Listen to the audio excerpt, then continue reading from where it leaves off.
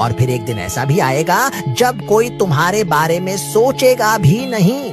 आखिर में बस इतिहास का एक छोटा सा हिस्सा बचता है जिसे कोई ज्यादा याद नहीं रखता।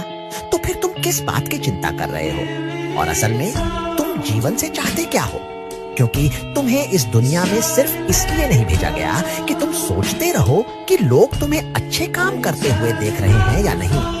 तुम्हारा जन्म सिर्फ इसलिए नहीं हुआ कि दूसरे तुम्हें बताएं कि तुम्हें कैसे जीना चाहिए। अब समय आ गया है कि तुम खुद से सही सवाल पूछना शुरू करो।